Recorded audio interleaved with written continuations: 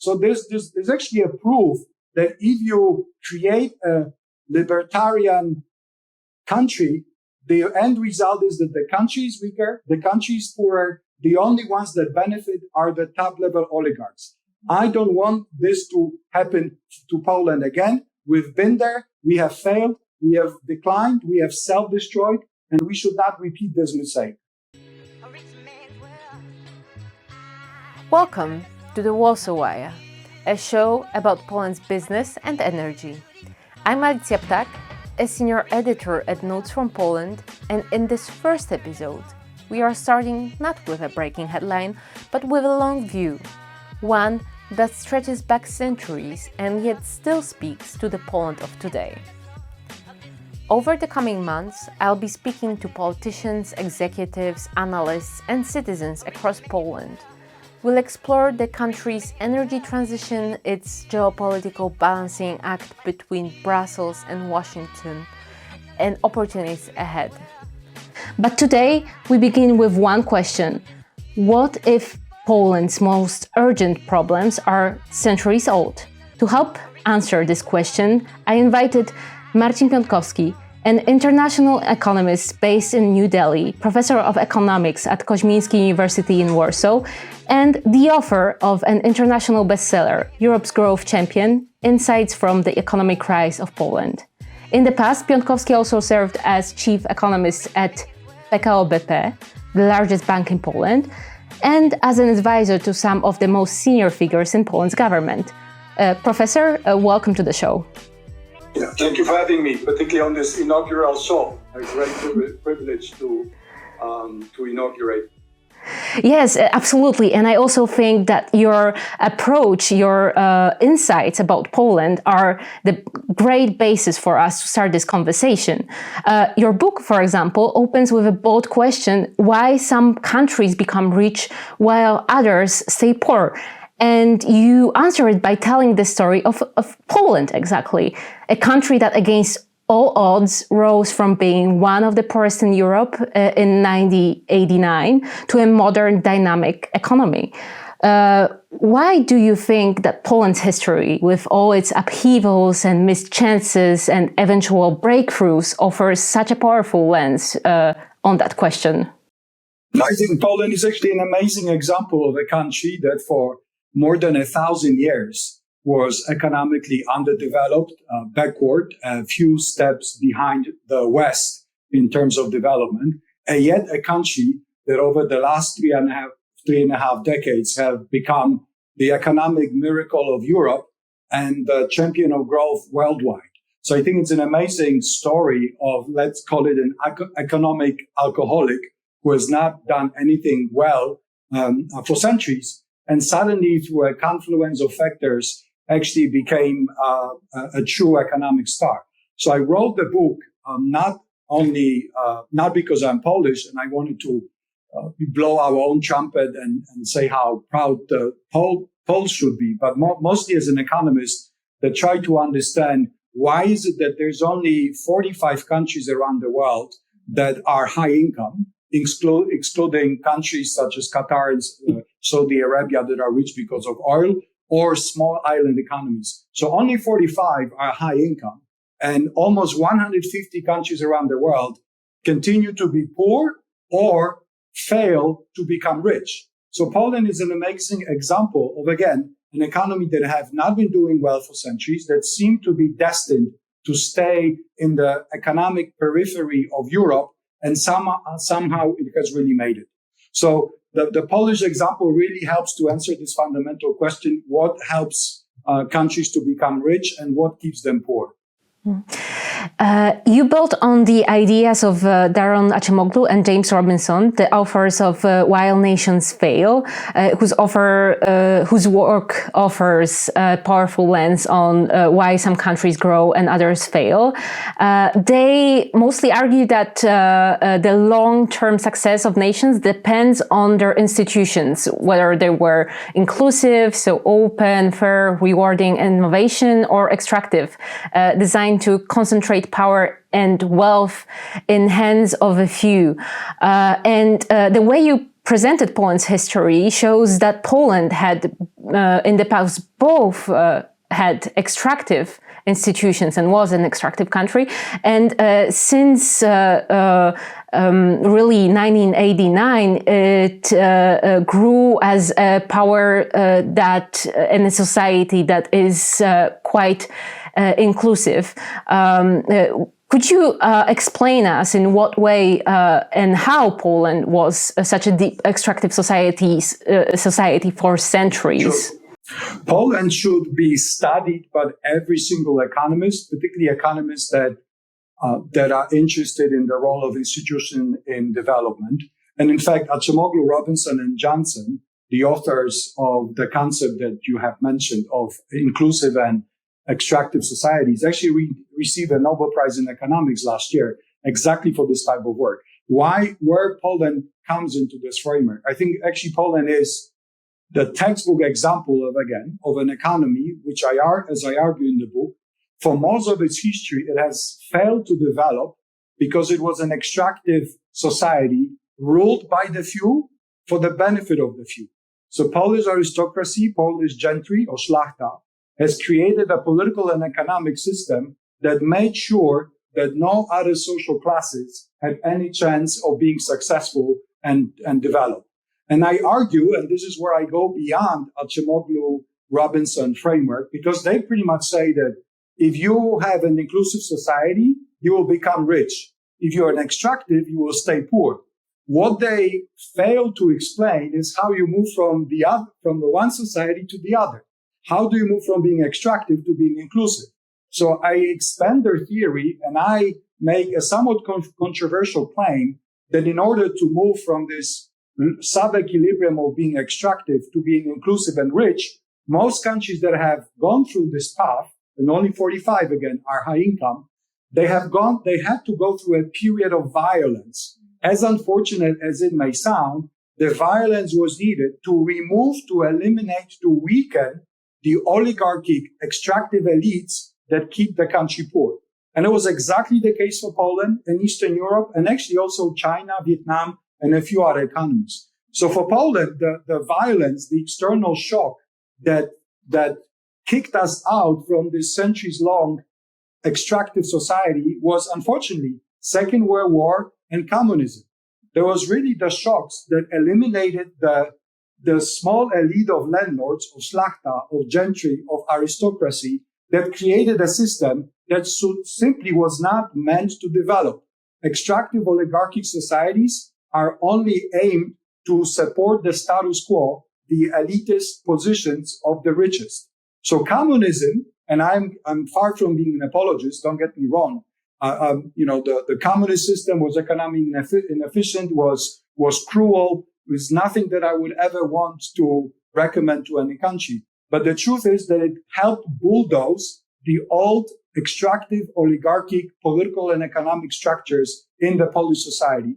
And while we could not see the benefits of an inclusive society under communism between 1945 and 1989, because the economic system under communism, there were just too many dysfunctions to make it economically successful. But when communism fell, and Poland was actually spearheaded the fall of communism, for the first time ever, Poland had an egalitarian, educated, socially mobile society that bloomed over the following 35 years. So overall, it's an example. Poland should be again studied by everyone because it exactly shows how important the institutions are and what is the role of various factors, including, unfortunately, external shocks that help to liberate economies from their extractive structures to inclusive structures that are key for them to become richer. Mm-hmm.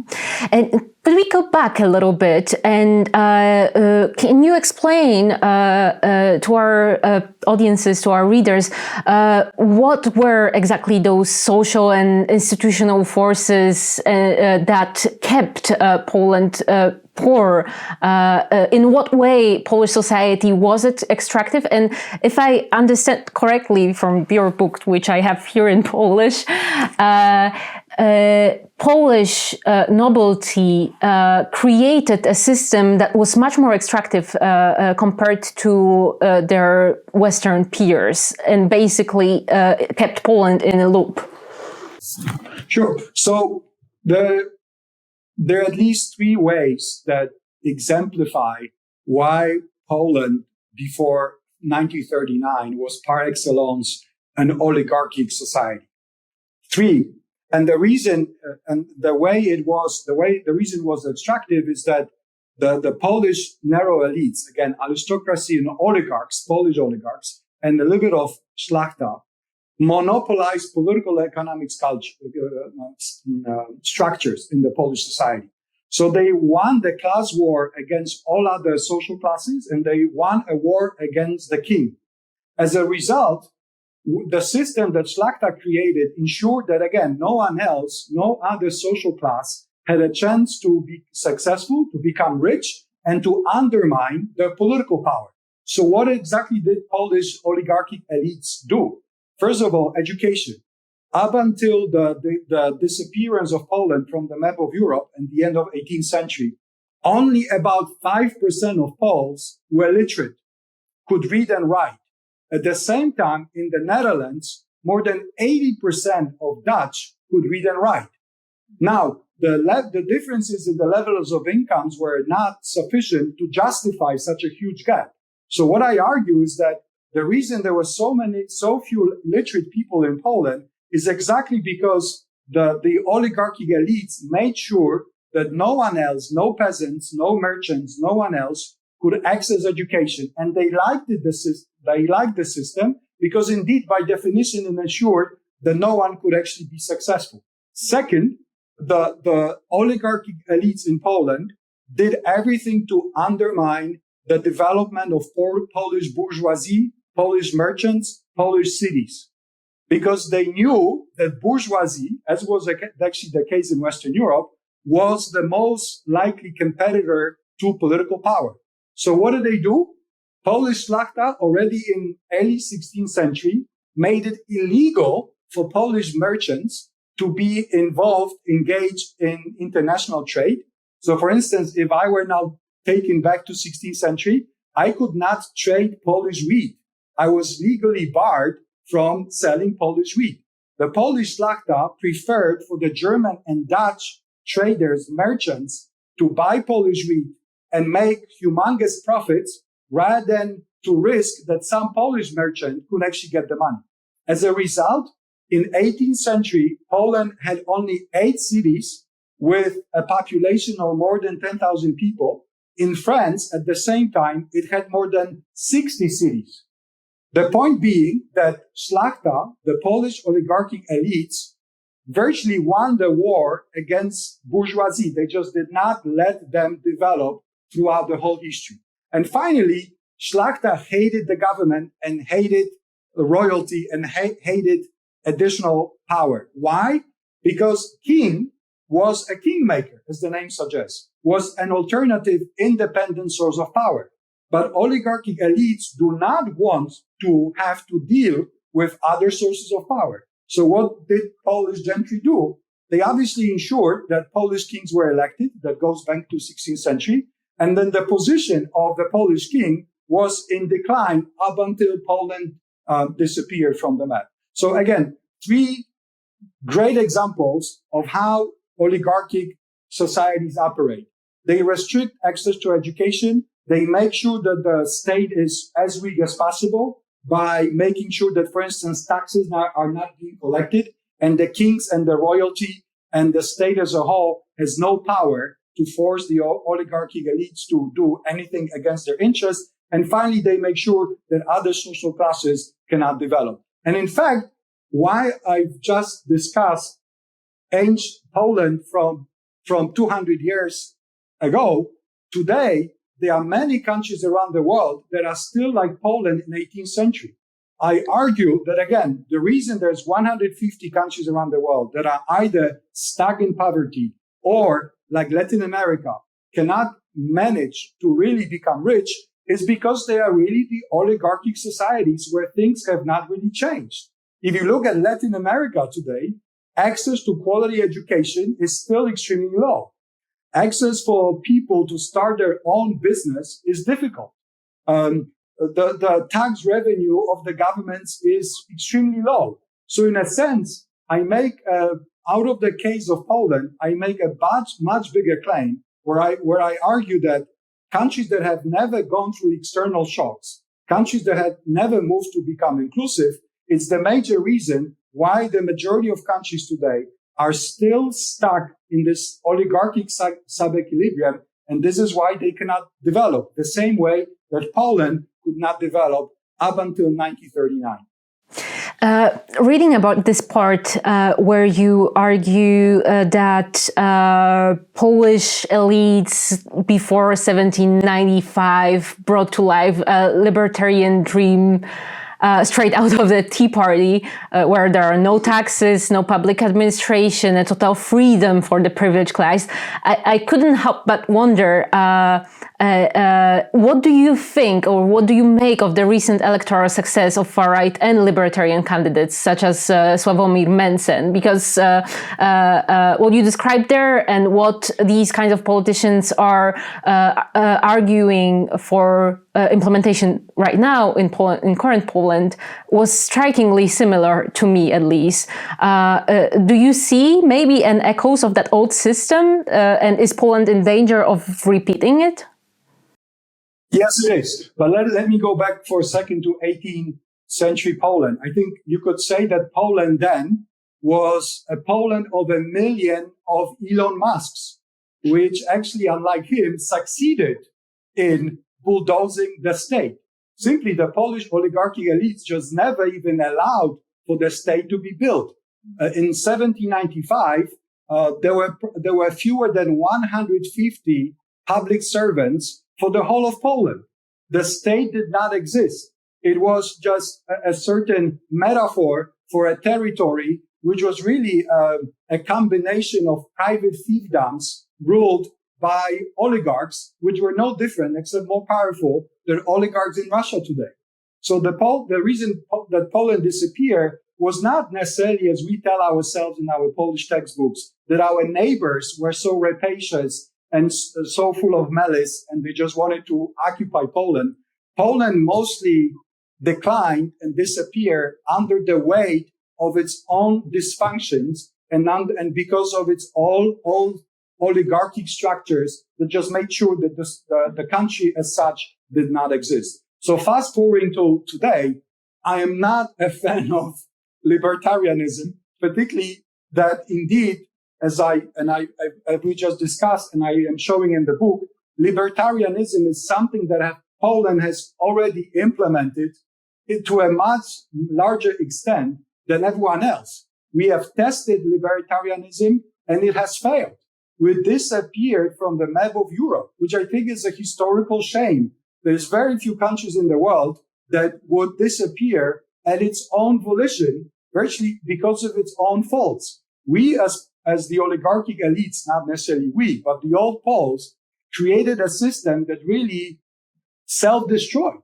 So, till taking this idea to today, Poland cannot afford to adopt these libertarian ideas again. We are in a totally different world for all kinds of reasons that we can elaborate on, starting obviously from Putin, which is 350 kilometers from Warsaw in Kaliningrad, because of the need to invest in education, in innovation, in new technologies, in promoting investment, in supporting expansion of Polish firms outside. The bottom line is the worst thing that Poland could do today is to go back to the libertarian ideas, which really translate into weakening the country, weakening the state, and increasing inequality, because ultimately in countries where the state is weak, who benefits?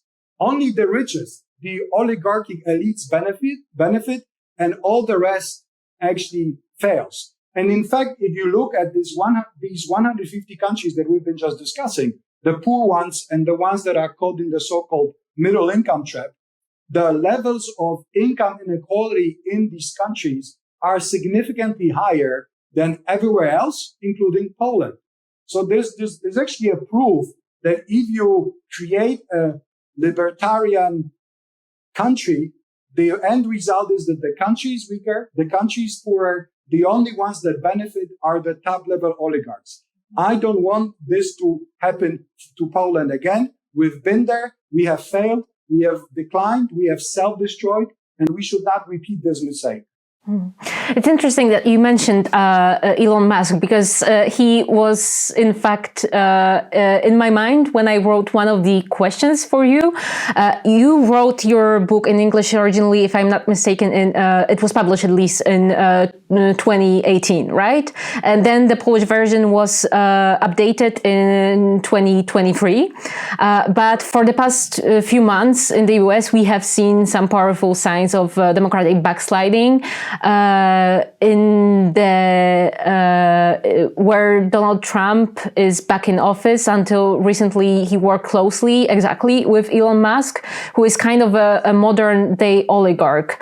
And you, in your book, argued that there were so far no inclusive countries that had ever become extractive again. Do you still believe that path from extractive to inclusive country is irreversible, or have you changed your mind in the past few months, seeing what is happening in the US? Question. I actually do not argue in the book that it's irreversible. I'm just saying it's very difficult to move from one sub-equilibrium to another. So the same way that you need a war in Stalin and communism to move from an extractive society to an inclusive society, which was the case of Poland.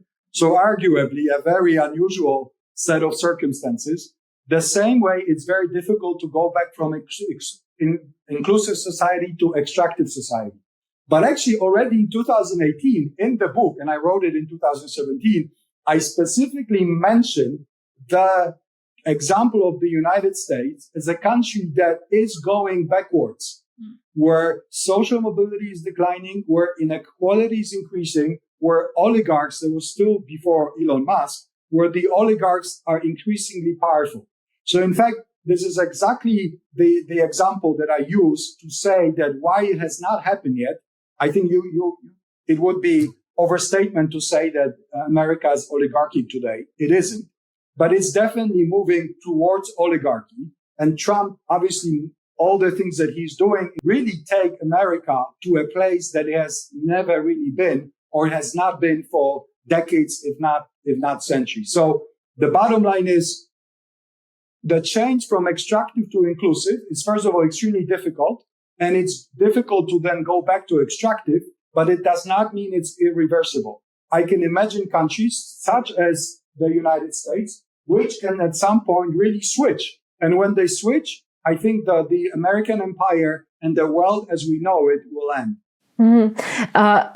Could the pandemic have been one of these extreme events that helped push US back to extractive society? Or is it too early to see, or was it not extreme enough? I don't think it was necessarily the pandemic. After all, Trump happened before COVID. So I think that's a long-term trend that we are trying to better understand. It's the trend of the decline in manufacturing and the type of jobs that made males happy. And the manufacturing decline is driven by all kinds of factors, not only China, but automation, robotization, increasing productivity in manufacturing, and so on and so forth. So the structure of societies has changed fundamentally. In the 1930s, most countries were basing their power and wealth on manufacturing. Today, virtually there's no high-income country where manufacturing would represent more than 20% of GDP. The vast majority of the rest of the economy are services. It has never happened before in the history of humankind. And services are just totally different type of jobs. And I think we have societies have not yet developed a narrative, a story, a sort of cultural norms that will allow us to sort of translate the service jobs into something as cool, as attractive as a job on a manufacturing floor. And I think that's kind of one of the drivers of, I think, populism and Trump's win. The other driver is increasing inequality. What did Trump do during his first term?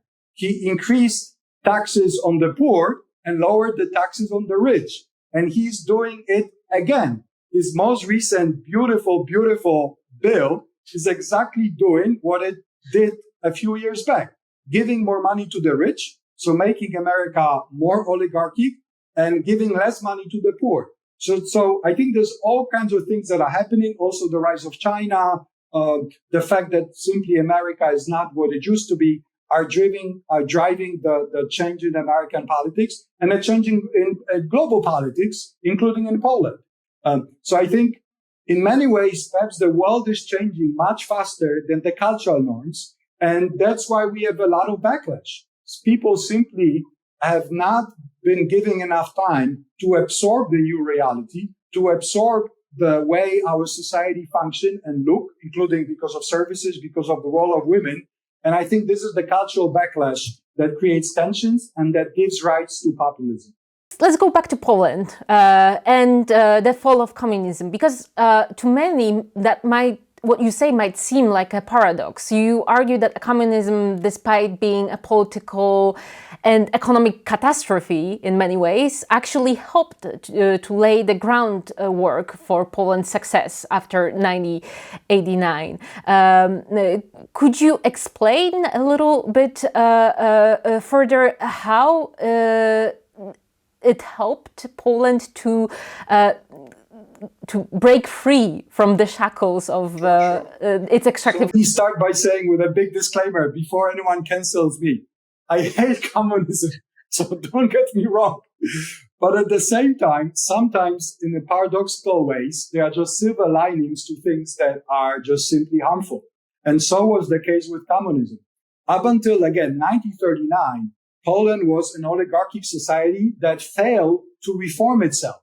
Even after a big shock of the First World War, Poland adopted social democratic legislation and we had democracy until 1926. But at the end of the day, we still recreated an oligarchic society that kept most of the society poor. In 1939, the distance in development between Poland and Western Europe was virtually the same as it was before the First World War. So economically, we really failed. While on edges here and there, we have created a better society. We have put together 3 different parts of Poland that were partitioned by our occupiers. But in pure economic terms, it was not a success because the landlords, the land-owning elites, the aristocracy, they actually cut a deal with Piłsudski, the Polish aristocrat, the dictator. They cut a deal with him, which was, you leave us alone and we'll leave you alone. And exactly this is what happened. So, for instance, the improvement in educational attainment, in access to universities have really not been significant.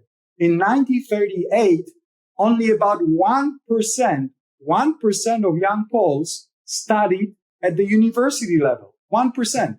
Fast forward to today, 50% of young Poles study at the university level. So it tells you how oligarchic society existed even then. So what did communism do? It physically removed landlords, and I'm really sorry for all the cruelty that was affiliated with this physical removal. And apparently Stalin even had a personal order, restraint order, that he imposed on Polish communists. So he told Polish communists that you want to make sure that Polish szlachta, landlords, are barred from settling at closer than 35 kilometers from their house. And it was apparently the personal order for Stalin. So it gives you an idea of how deep and how Bolshevik the idea was. Again, a lot of cruelty, a lot of social costs, but the end result was that oligarchic elites that we have had in the past, they simply disappeared. And communism, for all its ills and for all its bankruptcy a few decades later, it has opened up the society. It allowed the farmers, the proletariat, the blue-collar workers, the poorest of the poorest to get the education that would never have otherwise. Let me give you an example of a professor that most Poles would recognize. Professor Leszek Balcerowicz, the hero of transition, the one that started the shock therapy and the liberalization of Polish economy. He was a son of a farmer in the middle of Poland or I think, a butcher's assistant, and his mom only finished a few classes in a primary school. So Balcerowicz and many others, the reason that they became professors and then heroes of Polish transition was mostly because of communism and the social mobility that communism gave to the society. So again, because of the dysfunctions, distortions, and economic idiocies of communism, we could not see the benefits of having created an inclusive society. But once 1989 came, for the first time in more than 1,000 years of Poland's history, we had an inclusive society where pretty much in principle everyone, regardless of their name, of their social class, of where they were born, as long as they had talents, some intelligence, and a work ethos, they could be successful. And the last few sentences, if you look at the list of Polish billionaires today, there's arguably no single aristocratic name. All these people came, quote unquote, from nowhere. They had nothing in 1989. They built all their wealth from scratch. Why? Because for the first time ever, we created an inclusive society which kept us underdeveloped for almost 1,000 years and which keeps underdeveloped more than almost 150 economies around the world. Yes, absolutely. I totally see how communism could have made Poland an inclusive society for the first time. But also I see, and I think you also described that in your book, that Poland was also in a way an outlier compared to other communist countries. So the silver lining, it was there, but Poland had to have something, some magic key ingredient that set apart our country from others in the region. And I wonder what it was, in your opinion. It gets complicated, but the bottom line is that somehow Poland was indeed different than other communist states. And Stalin has reportedly said that imposing communism on Poland was like putting a horse saddle on a cow.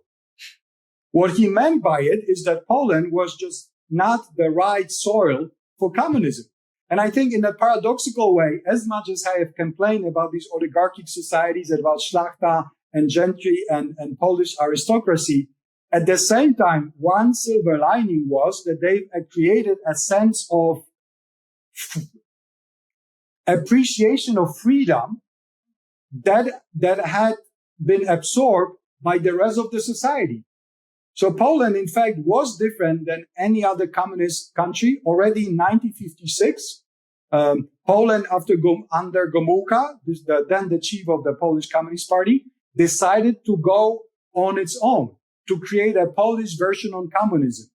And this version of communism was much less repressive, much more open, much more liberal than any other country in the Soviet system except for Hungary, which was also one of the reasons why Poland was the country that destroyed communism. We were able to create alternative elites of Balcerowicz and Mazowiecki and all the people that, first of all, helped destroy communism, and second, to hit the ground running when they took over power. When you compare Poland to Romania, when communism fell in those countries, there were no alternative elites. Communists have rebranded themselves, repainted themselves into social democrats, but these were still the same people. In Poland, they were totally different because the Polish universities were autonomous, because the Polish society had a big diaspora, because millions of Poles have been allowed to go to the West and get a job, legal or illegal, and come back. So we've created a totally different type of an economy. I think Les Wałęsa called Poland a radish, red on the outside and white on the inside. And that's exactly what Poland was. So once we have destroyed communism, the alternative non-communist elites hit the ground running and started the transition much faster than everyone else, which is also one of the reasons why we have done so well. And is that part of the answer to the question why Poland also avoided the trap of oligarchy during the privatization compared to Russia or Ukraine, which unfortunately failed? Is that the answer? So, yeah, to expand on this question, the point is that there are no oligarchs today, definitely no oligarchs of the Ukrainian or Russian types. And you can see it in all kinds of ways. Also, as I like to say, it is reflected in the bad performance of Polish football clubs, because we don't have oligarchs that would have enough money to burn to support Polish football clubs, which is perhaps bad for Polish football, but it's great for the Polish economy.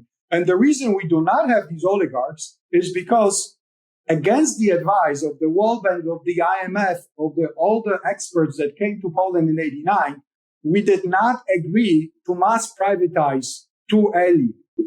The strength of the civil society in Poland, of Solidarność, was sufficient to actually delay mass privatization up until 1995. When the mass privatization was introduced, it was very narrow. It only affected about, if I remember correctly, 400 companies. There was already a transparent market for asset values, so we knew how much these assets were worth. So the scope for corruption rents was much less than elsewhere. We had free media, we had free institutions, we had free society. So the bottom line was, it was just really difficult to get a shady deal. So as a result, there are hardly any oligarchs in Poland that would make money on privatization. Mm-hmm. If we have any billionaires, there are quote unquote self-made men and women who mostly make money through their own organic work. So yes, I think one of the lessons learned from Poland's transition from all the other countries around the world is not that haste makes waste. It does not make sense to hasten privatization. One needs to privatize only when the institutions are in place, when there's free media, when there's a market for assets, so everyone knows what these assets are worth when they are sold off. As you say, to wrap up our conversation, Poland is experiencing its golden age right now, a true golden age, not the one that we are being taught in schools as the 16th century. But you also warned that if this growth, that this growth could stall by the 2030, if there are no further reforms being taken. So what do you think are the biggest risks Poland faces right now as it approaches? So two things. First, on the success, because most foreigners have still not heard about Polish economic miracle. And even most Poles maybe have heard it, but they have not fully realized how historically unprecedented that has been. Again, we've been an economic alcoholic for 1,000 years, and suddenly, over the last 35 years, we have become the European growth champion. There's no other economy in Europe that would have grown faster than Poland did. And Poland is also a global growth champion. It has grown faster over the last 33 years than South Korea, than Singapore, than Taiwan, than any other success story that we are usually bombarded with. So I actually want Poland to be added to the inventory of global success stories that are studied by everyone else around the world to understand what is it exactly they need to do. On the success, last few sentences. This year, according to the IMF data, Poland's level of income, adjusted for the fact that getting a haircut in Warsaw is still much cheaper than in Tokyo, will exceed the level of income in Japan. In other words, Poles will become richer than the Japanese, at least in terms of their monthly incomes. That's totally shocking, I think, to everyone that is listening to us now, because there was absolutely no one who could predict this 35 years ago, 15 years ago, even 5 years ago. So it's an amazing success story. But what will happen next? I don't think this miracle will end overnight. Poland is just way too competitive for all kinds of reasons. But one of the major reasons is that we combine high quality of human capital. Almost half of young Poles at the age between 25 and 34 has university education. is actually more than in Germany. And these young people cost less than half of what it costs to hire the same people in Germany. So with open borders, with EU, with the rule of law, there's a no-brainer for global and Polish capital to actually be competitive in Poland. So I think this economic miracle, based on this favorable trade-off between human capital and labor costs, will continue for at least another decade. And I think Poland will come close to about 100% of the European average income, which will only confirm my concept of Poland's golden age. We are never that close to quality of life in the West as we already now and as we will in the future.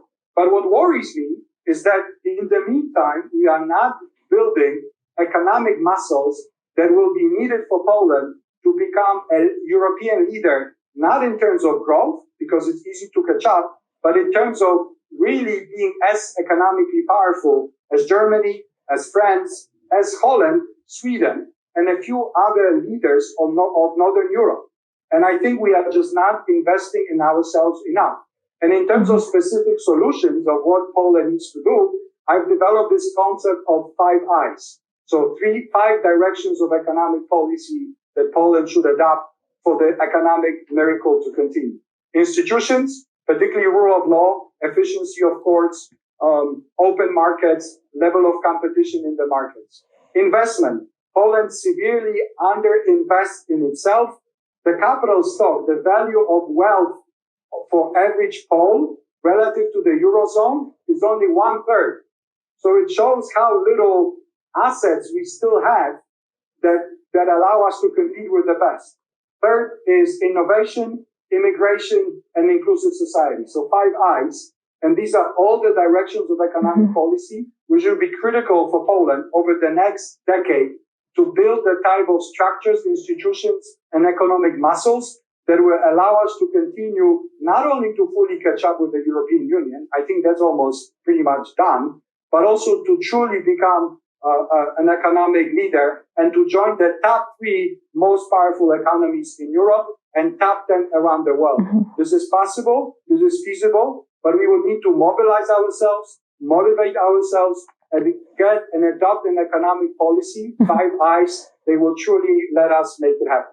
Would you have time for one follow-up question regarding one of the I's? Yes. Poland's former law and justice government often clashed with Brussels over judicial independence and democratic standards. But the new government that is led by Donald Tusk, which came to power promising to restore the rule of law, has been so far slow on the progress of reversing these changes. And in a striking comment last year, Tusk even said that his efforts to restore rule of law might sometimes take actions that will not fully be compliant with the law.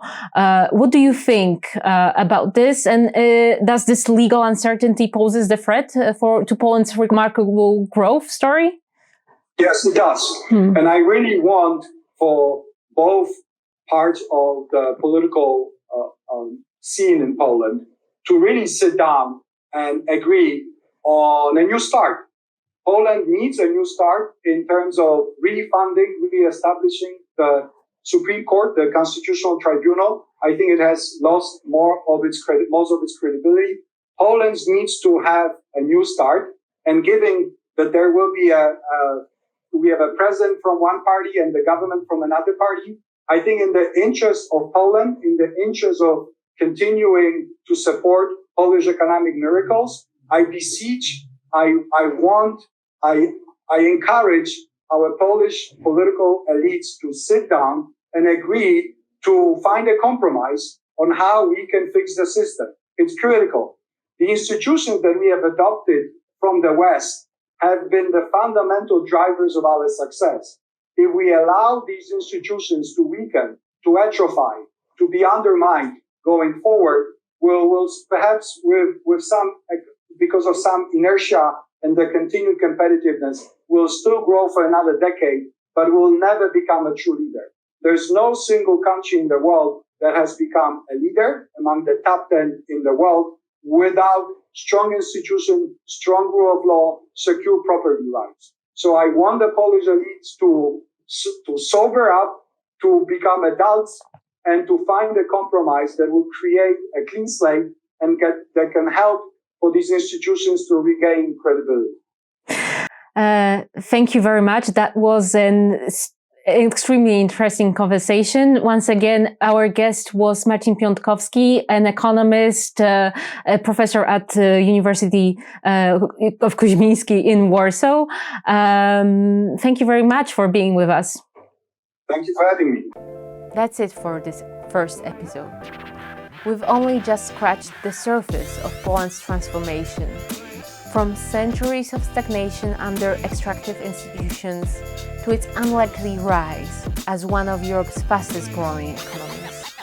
The challenges facing Poland now, from political polarization and pressures of global energy transition to economic inequality, raise a new set of questions. In the episodes to come, we'll dig deeper into these tensions. We'll look at the intersection of business and politics and the forces shaping Poland's future, from the war next door to the climate crisis. If you like this conversation, subscribe, share it with someone who might be interested, and stay tuned. Thank you for listening.